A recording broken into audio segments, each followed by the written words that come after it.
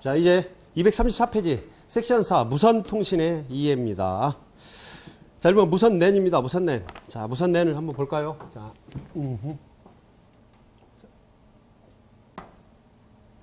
무선랜이에요. 무선랜. 우리가 와이어리스 랜이라고 합니다. 무선랜이 있으니까 유선랜이 있겠죠. 우리가 일반적으로 이제 유선랜을 많이 사용하다가 지금 이제 무선랜이 여러 가지 이유로 그래서 장점이 많이 있죠. 물론 단점도 많이 있고 보안에 뭐 취약하죠. 그런 면에서 유선랜을 많이 썼다가 현재는 여러 가지 또 장점도 있습니다. 이동성이라든가 또는 물리적인 어떤 케이블링을 하지 않아도 된다는 장점 때문에 많이 사용하고 있기 때문에 무선랜도 또 중요합니다. 여러분들 뭐 댁에서 쓰는 지금 뭐 인터넷 공유 다 있지 않습니까? 그런 것들이 다 무선랜이죠. 자, 개요를 보면 무선으로 인터넷을 사용할 수 있는 환경이고, 그러니까 와이파이라든가 이런 것이죠. 3G 뭐 있습니다. 또 WLAN 이게 와이어리스 랜입니다.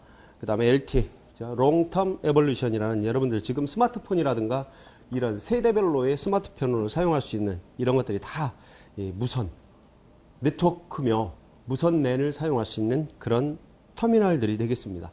또는 장비들이 되겠고요. 거기 보면 무선랜의 구성도가 나옵니다. 한번 보시고 이제 잠시 후에 설명을 드릴 거고 이 와이파이가 있어요. 와이파이 보면 물론 와이어리스 피델러티라는 그런 무선의 어떤 품질 인증 마크하고도 관련이 상당히 많이 있습니다. 하지만 우리가 요즘에는 와이파이 하면 그냥 무선 쪽으로 무선 전화 뭐 무선 랜 쪽으로 많이 그냥 인식들 하고 많이 쓰고 있죠. 하지만 실질적으로는 와이어리스 피델러티라는 이런 무선 품질과도 관련이 있었다는 거, 인증마크와도 알아두시면 되겠고, 무선 인터넷 광대역 접속 기술이며, 그죠? 무허가 주파수 대역을 사용하는 새로운 무선 기술이다. 그렇죠. 우리가 무선랜에서는 주파수를 무허가 주파수 대역을 씁니다. 여기 특징이 뭐냐면, 예, 무허가 주파수 대역을 쓴다는 얘기죠. 무허가 주파수 대역을 쓴다. 무선랜에서의 무허가 주파수 대역이 뭐냐면 ISM 밴드라고 그래요. 인더스트리얼 산업이라든가 S 사이언티픽 그죠? 그다음 메디컬 ASM 밴드 공학이나 또는 사이언티픽 과학이나 의학에서 쓰는 ISM 밴드를 사용하게 됩니다. 이걸 ISM 밴드 대역이라고 그래요. 더 나가면 이때 이제 주파수도 나오게 되죠. 추가적으로 설명을 드릴게요. 그리고 2.4라든가 5기가를 사용하며 IEEE 802.11b GN으로 규정한 무선랜의 규격해주는 일종의 인증 마크다라는 거예요. 그래서 와이파이 하는데 우리는 그냥 와이파이 하면은 가끔가다 어떤 데는 뭐 휴대폰이다 또 무선랜이다 생각하지만 인증 마크입니다. 이 기후에 적합한 제품해주는 인증 표시다라는 거. 여러분들이 이제 좀 아셔야 됩니다. 와이파이 우리가 흔히 쓰긴 하지만. 자, 초기에는 전파 도달 거리가 10m에 불과했으나 최근에는 한 200에서 300m 대폭까지 증가하여 대폭 증가해가지고 대량의 멀티미디어 전송을 주고받을 수 있고 이동성과 보안성까지 갖추었다. 전에 같으면은 이동 거리라든가 이 커버리지가 그렇게 짧았었죠. 하지만 지금은 상당히 넓어졌다는 얘기죠. 그 다음에 최근 와이파이가 스마트폰의 등장으로 이동통신사 간에 이것을 많이 확보했느냐에 그것이 이슈화가 되죠. 그래서 이런 것들도 있다. ISM 밴드는 우리가 지금 뭐가 봤을 때 여기 2.4GHz 대역과 그리고 5GHz 대역을 사용한다는 것도 여러분들이 좀 기억을 해 두시기 바랍니다. LTE라고 나오는데 롱텀 에볼루션이라고 그래서 우리가 그 이동통신 발전 단계가 세대가 있어요. 1세대냐, 2세대냐, 3세대냐 그 다루는 것이 이 LTE입니다. 3세대 이동통신을 장기적으로 진화시킨 기술을 의미한다. 그렇죠. 3세대의 어떤 이동통신 기술을 계속 뭐 속도도 향상시켰다든가 또는 기술 이런 것들을 향상시킨 그 기간을 우리가 LTE라고 그러죠. 여러분들 뭐 요즘에 광고에도 뭐 LTE다, LTE 뭐 광고 많이 하시죠. 하시죠가 아니라 하죠. 이런 것들이 다 이런 롱텀 에볼루션이라고 해서 3세대 그 세대 안에서 많은 여러 기간을 가지고 발전시켜온 그걸 우리가 LTE라고 하는 거죠. 실질적으로는 제품이라든가 서비스와는 그렇게 관련이 없고 기술 발전 단계를 나타내 준다는 것들 여러분들이 참고적으로 알아두시면 좋습니다. 기존의 네트워크에 그런 연동할 수 있어서 기지국 설치 등의 투자 비용 투자비와 운영비를 크게 줄일 수가 있다. 기존의 망을 그대로 사용할 수가 있다는 얘기죠. 최대 CC5매개의 속도로 1.42가 영화 한 편을 2분 안에 내려받을 수 있고 속도가 향상됐으니까 기술의 향상. 이동 중에도 끊김없이 즐길 수가 있다. 여러분들 지금 요즘에 뭐 동영상 강의라든가 이런 것들 다 스마트폰으로 볼 수가 있죠. 3G의 속도를 5배 이상, 그죠?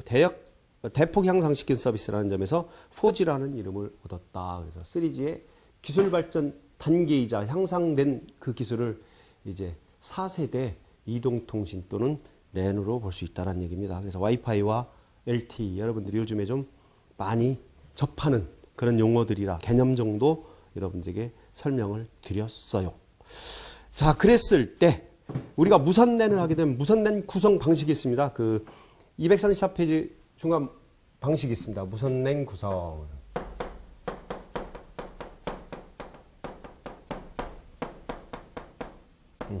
무선 랜 구성 있죠? 구선 요소도 있고 일단 망 구성 방식에서 접속 방식, 접속 방식이 있기 때문에 잠시 후에 설명을 드릴게요. 구성 요소부터 먼저 볼까요?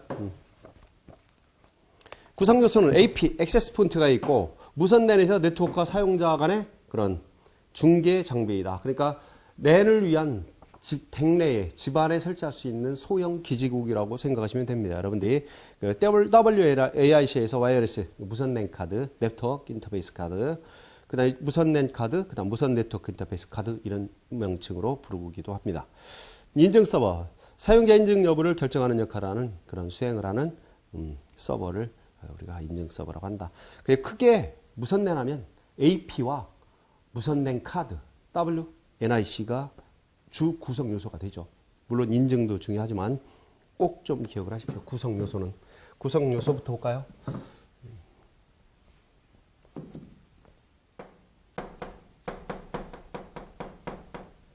무선 랜 구성 요소. 어떻게 구성된다고요? AP, 액세스 포인트입니다. 소형, 댁내에 설치하는 소형 기지국이라고 하는 거죠. 액세스 포인트. 또 하나, 플러스 무선 랜 카드입니다.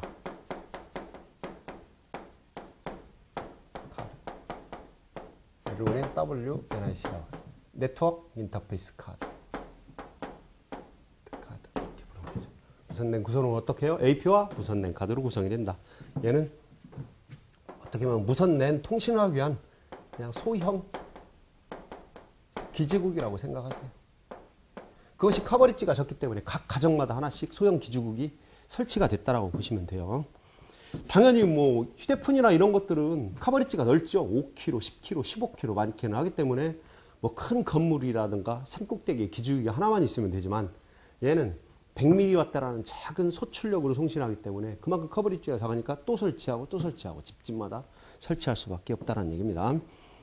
그런 것들이 이제 LTE라든가 휴대폰을 이용한 인터넷 토크를 하기 위할 때는 그 일반 이동통신망을 사용하기 때문에 커버리지가 넓죠. 그래서 따로 여러분들 댁내에 기지국을 설치할 필요가 없는 거죠. 물론 와이파이에서 연동해서 무료로 사용할 때는 사용을 또 타망을 LTE망을 사용을 하겠지만 실질적으로는 이러한 액세스 포인트나 이런 것들은 불필요하게 되는 겁니다. 스마트폰 그 자체로도 네트워킹이 가능하니까. 그 다음 세 번째는 무선 랜의 유형과 접속 방식이 있는데 여기 WPAN이 있고 WLAN이 있고 그 다음 WMAN이 있습니다. PAN이라는 건요 퍼스널 에어리어 네트워크고 뭐 LAN은 로컬 에어리어 네트워크 그 다음 MAN은 메트로폴리탄이라는 거. 우리가 랜의 구조 방식에서 똑같죠. 하지만 와이어리스라는 거지. 여기서 구성 방식은 여러분들이 한번 읽어보시면 됩니다. 그 다음에 이제 접속 방식이 있어요. 접속 방식. 세 번째. 동그라미 세 번째. 접속 방식.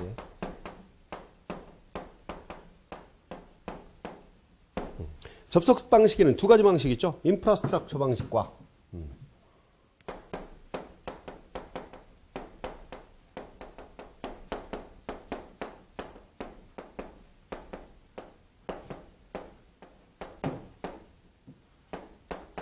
인프라스트럭처 방식과 플러스 애드호크 방식이 있습니다. 애드호크 방식이 있어요. 두 가지 방식이 있다는 거지. 자, 그러면 인프라스트럭처 방식은 어떤 방식이냐 이거예요. 인프라스트럭처 방식. 우리가 지금 현재 쓰고 있는 방식이 인프라스트럭처 방식입니다. 예를 들어 망 구성도로 따르죠. 자, 여기에 AP가 있습니다. 액세스 포인트. 자, 구성이 액세스 포인트와 무선 랜 카드. 이거는 소형 기주이기 때문에 설치가 돼 있고, 이 무선 랜 카드는 노트북이라든가 여러분들 사용하는 컴퓨터에 랜 카드로 설치해서 무선으로 연결되는 거 아닙니까? 그래서 액세스 포인트가 이렇게 연결되고, 물론 당연히 저기는 인터넷망이 수용이 되죠. 인터넷이 들어오게 됩니다. 그렇다면 여러분들이 여기에 일반 데스크탑 PC라든가 데스크탑 PC 또는 노트북이라든가 이렇게 노트북은 노트북이라고 쓸게요.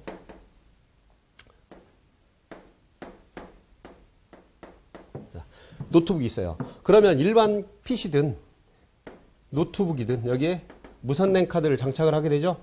안에 장착이 되죠. 하지만 표시하기 위해서 이렇게 표현을 해드리겠습니다. 이렇게 되면 무선으로 이 AP로 무선으로 이렇게 링크로 연결되는 거죠. 무선으로 링크를 연결을 해서 소형 기지국이자 AP를 우리가 소형 기지국이라고 했어요. 어떤 노트북도 일반 PC도 아빠 PC도 엄마 PC도 어디 액세스 포인트를 통해서 인터넷에 나갈 수가 있다는 얘기죠. 이쪽은 이제 인터넷. 우리가 클라우드죠. 그룹으로 표현하잖아요. 인터넷망입니다. 뭐라 인터넷이라고 해도 그 망이 포함이 돼 있죠. 그 안에. 인터넷입니다. 그죠? 깨끗이. 자, 인터넷. 이렇게 포함이 돼 있죠. 그래서 인프라스트럭처 방식은 뭐 AP를 통해서 소형 기지국을 통해서 각각의 무선 단말기들이 인터넷 토크로 나갈 수 있는 이런 방식이 인프라스트럭처 방식입니다. 그렇다면 애드호크 방식은 뭐냐? 애드호크 방식은 뭐냐 이거죠. 애드호크 방식은 아니죠. AP가 필요가 없어요. AP가 필요가 없고, 자, 노트북으로 예를 들게요. 노트북이 여기 한 대가 있고요. 여기에도 또 노트북이 한 대가 있고, 노트북이 이렇게 세 대가 있다고 칩시다.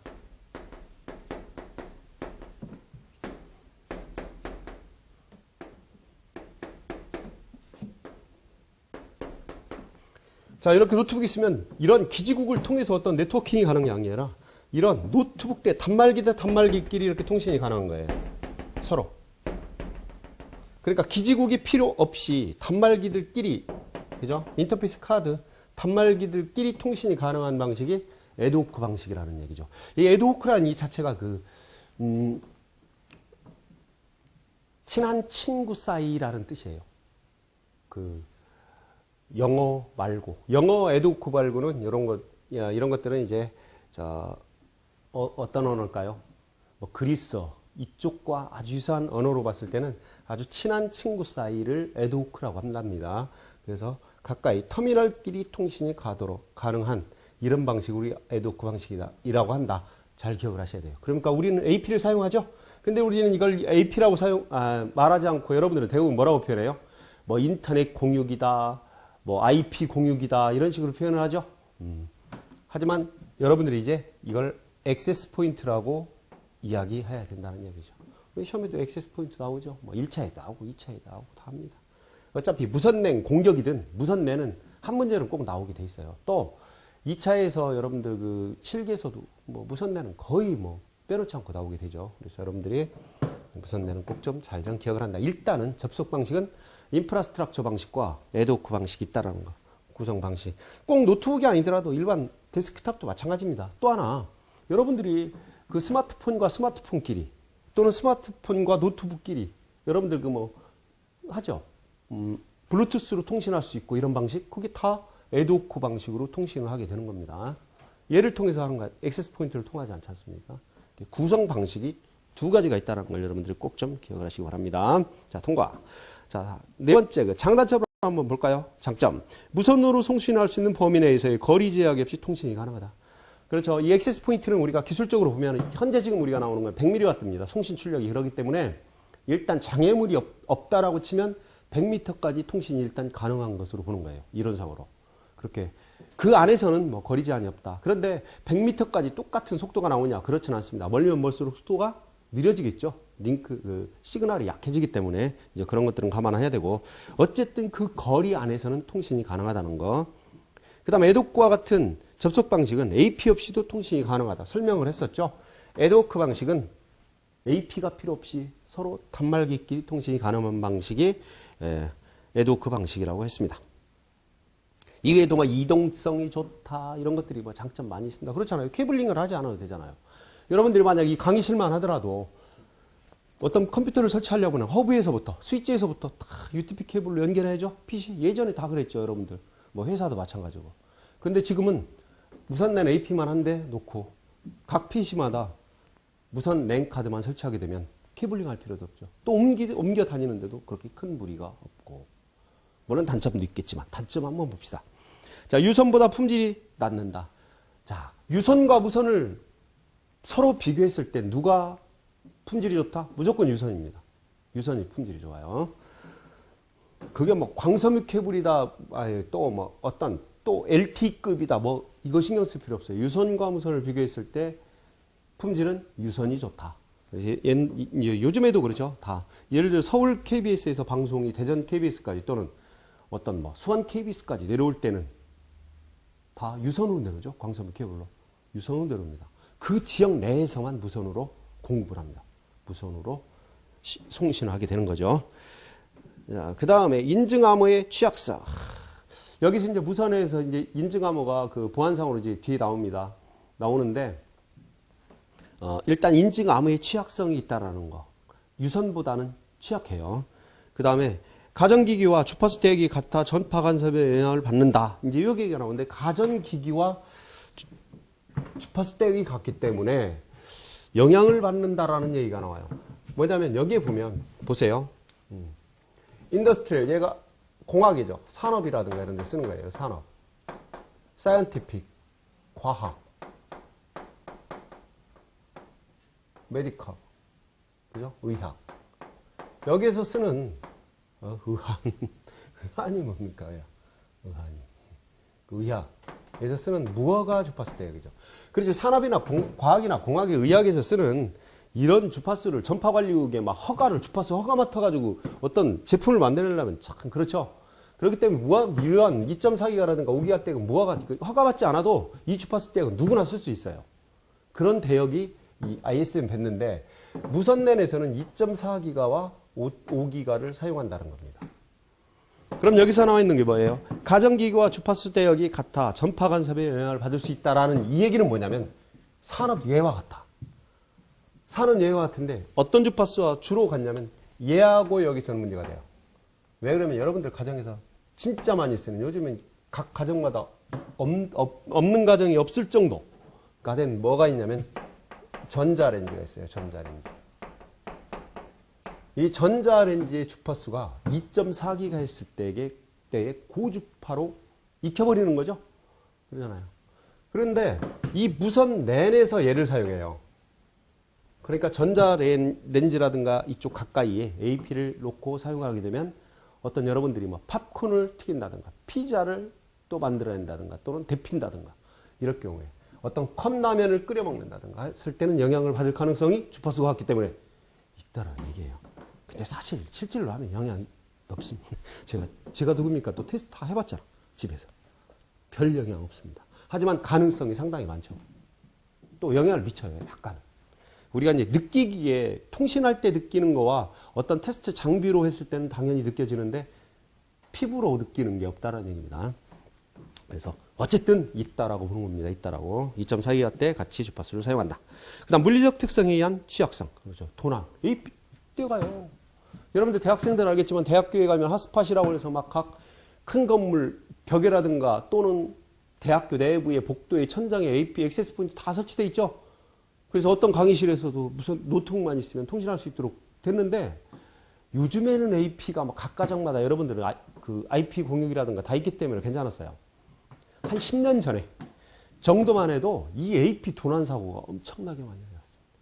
비싸고 또 아주 가난한 그 백성들이 사기가 거시기했기 때문에. 하지만 요즘에는 없겠지만 도난 사고에서 AP를 떼어가면 방법이 없잖아요. 그런 도난 사고라든가 또 불법 설치 약설치예요. 일반 인터넷 유선을 쓰는 데다가 AP만 연결해서 쓰면 바로 쓸 수 있고 내부적으로도 쓸 수 있고 그 다음에는 이제 불법 도청. 무선이기 때문에 주파수가 맞고 이 액세스 포인트의 채널만 받게 되면 무선만. 여러분들 그 댁에서 쓸 때 무선 링크 몇 개 잡혀요? 대부분 한 5개, 6개 옆집 거 다 잡히죠. 왜? 무선은 공간적이죠. 여기 액세스 포인트를 설치했다라고 해서 이 강의실이나 이런 데서만 링크가 잡히는 게 아니잖아요. 옆집도, 아래 위집도, 옆집 다 잡혀요. 그래서 무선 링크를 클릭해 보면 거기에 시그널이 물론 약하고 우리 집 시그널이 가깝기 때문에 가장 세지. 하지만 대여섯 개가 잡힙니다. 옆집도 얼마든지 액세스가 가능하다라는 거. 그래서 여러분들 꼭 비밀번호라든가 액세스 포인트 비밀번호라든가 와이파이 비밀번호, 특히 AP로 접속하는 그 비밀번호 있죠. 관리 비밀번호는 여러분들이 IP 공유기나 인터넷 공유를 구매했을 때 반드시 바꿔줘야 돼요. 디폴트로 그대로 쓰게 되면 제가 또 누굽니까? 테스트를 해봤잖아요. 대여섯 개 잡히면은 요즘에는 그럴 일이 없었는데 한 몇 년 전까지만 해도 디폴트가 거의 뭐 어떤 때는 1, 2, 3, 4, 5, 6일 때도 있고 퍼블릭일 때도 있었어요. 그러면 그 5개의 링크를 한번 클릭해서 AP 접속해서 들어가면 들어가는 집도 있어요. 그거 잡히는데. 그래서 반드시 디폴트는 변경해서 사용을 해라. 디폴트 패스워드는. 이러한 장단점이 있어요. 그런데 이걸 뭐 여러분들이 상식적으로 해도 충분히 알 수 있는 그런 내용이었습니다. 자, 볼까요? 그 다음에 236페이지. 236페이지. 보세요. 추가적인 건 또 계속 하겠습니다. 그다음 프로토콜 종류 및 특징. 자, 1번. IEEE 802.11이 무선랜 표준이다. 랜의 표준이 있어요. 랜의 표준.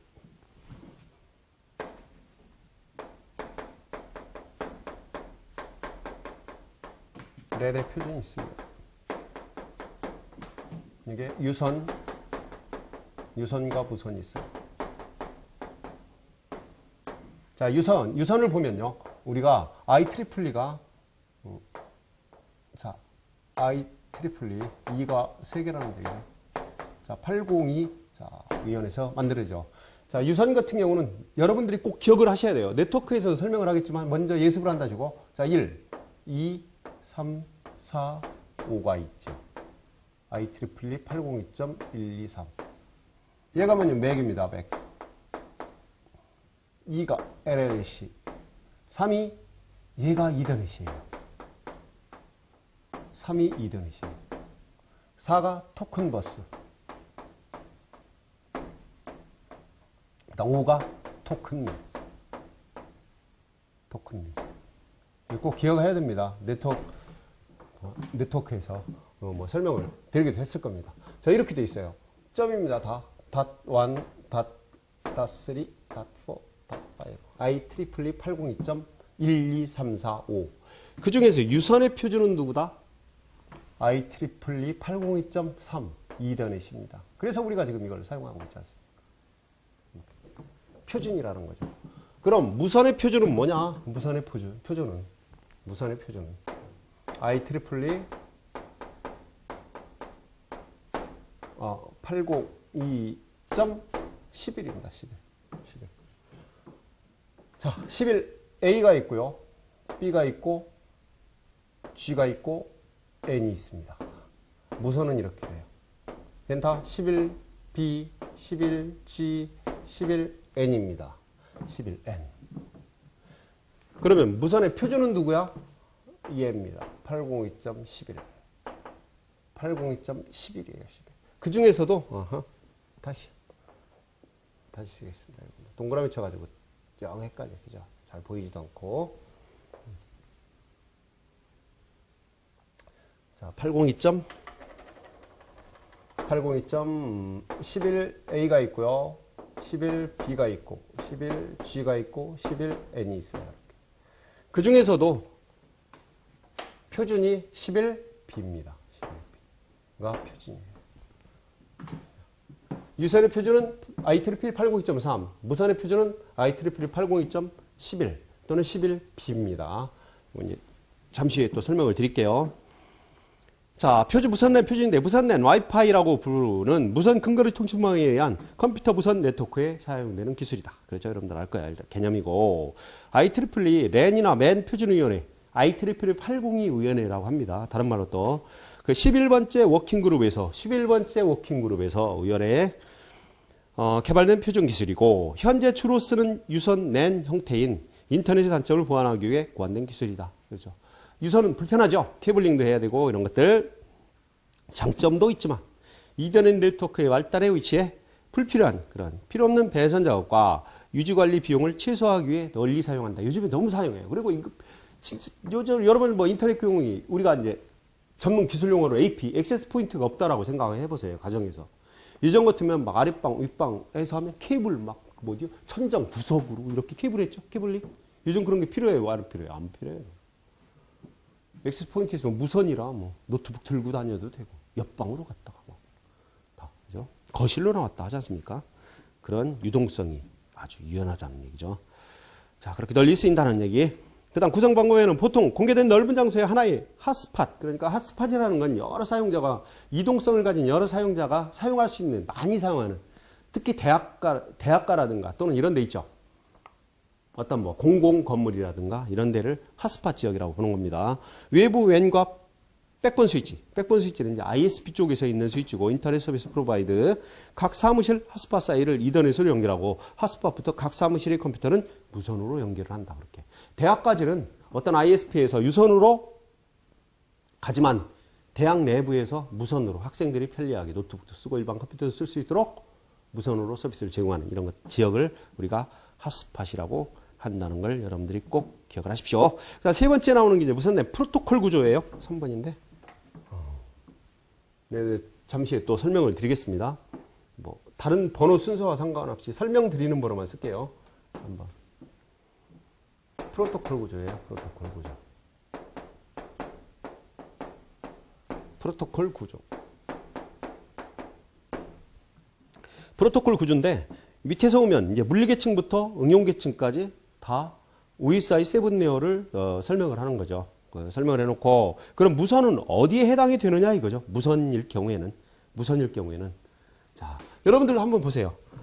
여기 보면 이 액세스 포인트에서부터 이 PC까지 액세스 포인트부터 이 노트북까지 이 무선 링크라고 합니다. 이 무선 링크는 논리적일까요? 물리적일까요?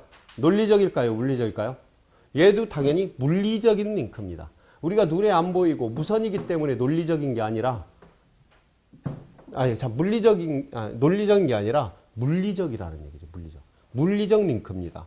그 링크라는 얘기가 뭐예요? 예전에 초반에 이제 OSI 7 레이어 할 때 링크 계층이어야 데이터 링크 계층입니다.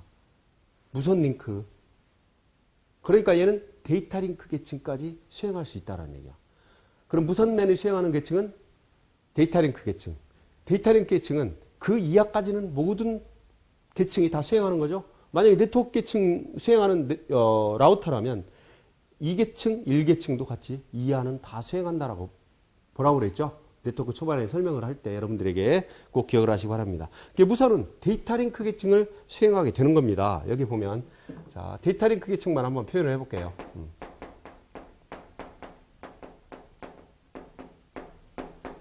데이터 링크 계층만 표현을 해본다 이겁니다. 이렇게 해서. 데이터 링크 계층은 또 그 안에 무슨 계층으로 나눌 수 있다고 그랬어요. 맥 계층과 LLC 계층으로 나눌 수가 있다고 그랬죠. 그 책에 그 구조에도 나와 있죠. 얘네들이 지금 무선랜을 사용하는, 그죠? 무선랜에서 사용할 수 있는 계층입니다. 데이터 링크 계층. 당연히 밑에 뭐도 물리 계층 당연히 수행을 하고 있는 거고. 무선랜 하면 데이터 링크 계층과 물리 계층을 수행하는구나. 자, 로지컬 링크 컨트롤 또는 미디어 액세스 컨트롤이라는 이 구조를 OSI 7 레이어에서의 데이터 링크 계층을 수행을 한다. 무선 링크는 논리적이에요? 물리적이에요? 물리적인 링크라고요. 눈에 안 보인다라고 그래서 논리적인 게 아니라 무선도 이거 전선으로 그대로 연결된 것으로 본 것입니다. 자, 그렇게 보시면 되고 일단 자, 동작 원리 그 밑에 나와 있는 동작 원리는 뭐 여러분들이 거기도 나와 물리계층과 맥. 자, 물리계층에서 가장 가까운 게 자, 물리계층도 살짝 적어놓고 얘기할까요? 이렇게. 물리계층을 한 요 정도 이렇게 물리계층으로 보는 거죠.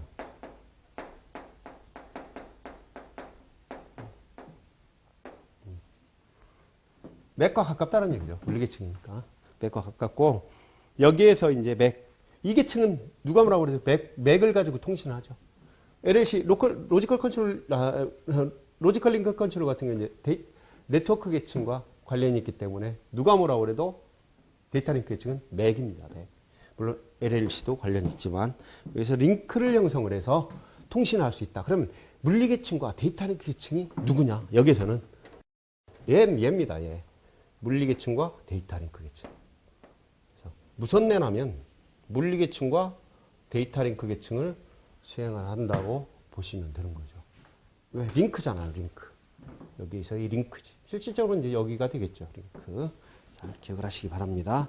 그래서 링크의 컨트롤로 무선 링크를 잡아서 통신할 수 있도록 만든다. 그렇게 보시면 되고, 234페이지 한번 보면 이제 전송 방식별 규격 비교가 있어요. 그런데 여기 막 구구절절이 막 엄청 많이 나왔습니다. 그죠? 근데 요거를 또 깔끔하게 제가 정리를 해드리는데, 동그라미 5번의 주요 특징 비교부터 여러분들이 보시면 됩니다. 자, 우리가 무선랜의 표준이 802.11b라고 했어요. 11이에요. 어쨌든 11이고, 그 중에서도 B가 있는데, 얘네들이 한번 주파수를 한번 보면요. 주파수를 한번 볼까요? 주파수는 노란색으로 한번 표현해 볼까? 여기서는 주파수를 얼마를 사용하냐면 5기가를 사용합니다. 5기가.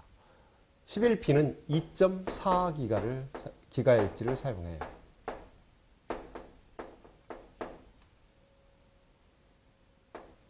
기가헤르츠. 11G는 2.4기가헤르츠를 사용합니다. 11N은 2.4기가헤르츠. 그 다음 5기가헤르츠를 동시에 사용할 수 있어요. 얘네들이 속도를 한번 보면 11A는 속도가 얼마냐면,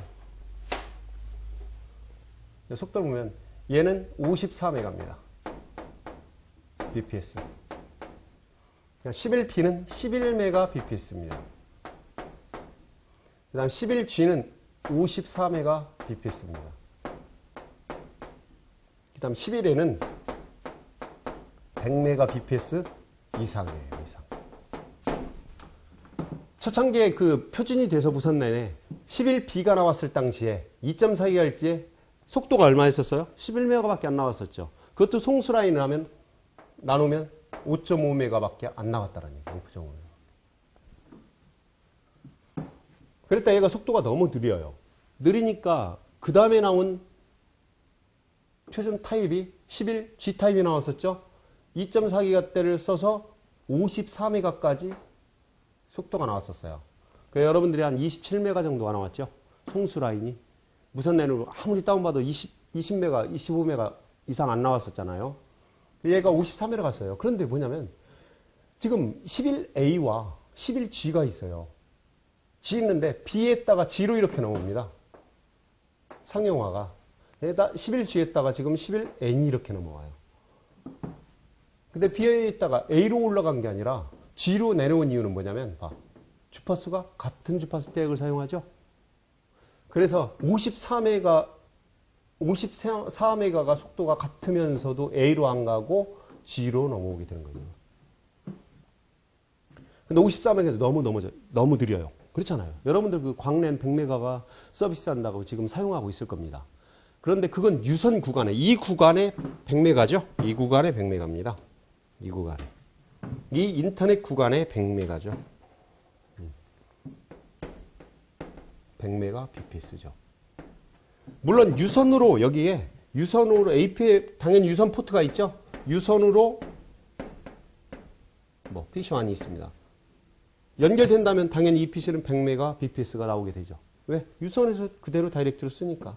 하지만 여기서 얘기하는 이 11메가다, 54메가다, 또 100메가 bps 이상이다라는 얘기는 어디 구간의 속도를 얘기하는 거예요? 이 구간입니다. 이 무선 구간, 액세스 포인트에서부터 PC, 아무리 이 유선 속도가 빠르더라도 이 무선 링크가 지금 얼마가 나왔어요? 54메가란 말이죠. 그러면 송수신으로 나눈다면 한 27메가, 송신 27메가, 수신 27메가로 대역이 반절로 나눠져요. 그 속도 이상은 안 나오게 된다는 겁니다. 그렇죠? 그래서 여기에 나와 있는 이 부분의 이 속도를 우리가 11메가 bps냐 또는 54메가bps냐 또는 100메가bps 이상이냐. 요 얘기를 하는 거예요. 요 얘기를. 아시겠죠? 그래서 100메가가 나오려면 얘와 얘가 나와야 돼요. 그런데 지금 이제 54메가 느리니까 어떤 속도가 나옵니까? 100메가 이상. 자, 여러분들 지금 가정에 최소한 2년 전에 산 인터넷 공유기라면 다 11N타입입니다. 근데 100메가 이상인데 실질적으로 얼마 나옵니까? 300메가bps가 나오죠. 그러니까 송수라인 150메가이기 때문에 여기에 100메가가 나온다면 충분히 100메가를 다 소화시킬 수가 있겠죠. 송수신 150메가니까. 그러니까 최대치는 100메가밖에 안 나오는 거죠. 그러니까 이 유선의 속도를 풀로 사용할 수 있으려면 무선 내내 N타입을 사용하게 되죠. 대부분은 여러분들이 다 YTREE 802.11 N타입의 무선 낸을 지금 댁에서 사용하고 있을 겁니다. 물론 저도 N타입을 지금 사용하고 있어요. 회사는 특정 회사라 제가 어느 회사라고 얘기 안 하는데 여러 회사가 있죠. 국내에 제품들도 많이 있습니다. 외국 제품도 있고 이렇게 사용한다는 거. 이 정도만 여러분들이 좀 일단 기억을 해 두시면 돼요. 여기에 그리고 나서 책을 한번 그 주요 특징 비교를 읽어보시면 되고요. 이 모든 것을 기억할 필요는 없습니다. 이 뼈대만 좀 머릿속에 담아 놓으시고 읽고 한 1회독, 2회독 하시면 충분히 이해가 갈 것으로 믿습니다. 그리고 이제 238페이지에 보면 거기에도 나오죠. 지금 특징이 계속 비교해 놓습니다. 타입이 이렇게 많아요. 무선 내내. 그 11G 있고. 그 다음 238페이지에서 두 번째는 802.11i는 좀 기억을 해주세요. 왜 그러면 그 옆에 보세요. 2.4기가에서 11메가bps가 나오는데 802.1b, 11b에서의 표준의 보안성을 강화한 프로토콜이다. 그래서 여기서 얘는 좀 고차원에서 좀 같이 알아두라. 11i. 어디 11b에 뭐 보안성을 강화했다.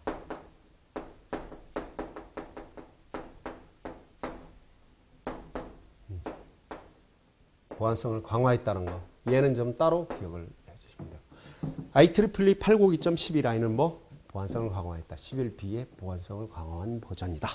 라고 기억을 하시고 한번 여러분들이 살살 읽어보시면 되겠습니다. 자, 그 다음에 이제 맨 밑에 내려오면은 CSMA CD가 있죠. Carrier Sense Multiple Access Collision Avoidance라고 나오죠. 여기 또 나오죠. 보세요. 자, 낸의 표준은 유선과 무선 나눠져. IEEE 802.3이 유선 낸의 표준. IEEE 802.11b가 무선 낸의 표준이에요. 11이 표준인데, 자, 우리가 랜의 통신 방식이 있습니다. 통신 방식이. 자, 유선내, 여기다 적을까요? 유선내의 통신 방식이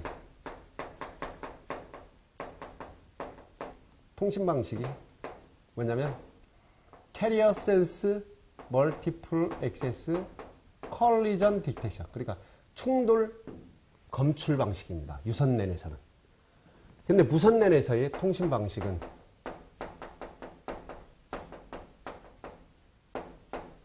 무선낸의 통신망은 Carrier Sense Multiple Access Collision Avoidance예요. 충돌 회피 방식이라는 거죠. 충돌 회피 방식.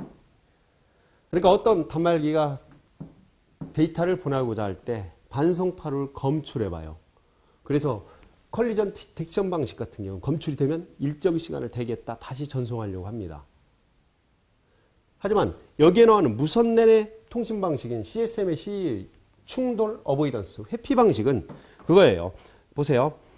802.11은 경로 공유를 위해서 모두 이더넷 프로토콜인 CSM의 CE를 사용을 한다. 왜? 무선에서 쓰는 거죠. 자, 무선랜에서 사용되는 접근 모드고 CSMA CD, 멀티플 액세스, 커리어 센스 여기 보면은 얘도 적용이 된다. 물론 뭐 적용은 될 수가 있어요. 하지만 일단 이렇게 통신 방식을 유선과 무선을 여러분들 나누시기 바랍니다. 그 다음 이러이러한 저런 거 두 번째는 마치고 맨 밑에 보세요. 데이터의 흐름을 감지하여 네트워크가 사용 중이 아니면 바로 패킷을 보내지 않고 예비 신호를 먼저 보내서 데이터 전송 중 패킷 충돌을 피하는 방법이다. CSMA CD 방식은 반송파를 검출을 해요. 일단 한번 부딪혀보는 거야. 부딪혀보고 아하 반송파가 검출이 되면 다른 사용자가 전송을 하고 있다는 얘기죠. 데이터를. 그러면 일정 시간 동안 대기를 합니다. 근데 CSM의 CD는 충돌 회피 방식이기 때문에 얘는 어떻게 해요? 예비 시그널을 먼저 보내버리는 거야. 그래서 충돌이 안 생기면, 안 생겼다라고 생각하면 그때 전속을 하게 되는 거죠. 그러니까 무대뽀로 한번 부딪혀보고 가느냐, 아니면 돌다리도 두들려가면서 가느냐, 이런 차이라고 일단 보시면 됩니다. 자, 여기까지 238페이지까지 좀 했죠. 그리고 시간이 좀 지났으니까 좀 더 쉬었다가 이어서 무선랜 계속 하도록 하겠습니다.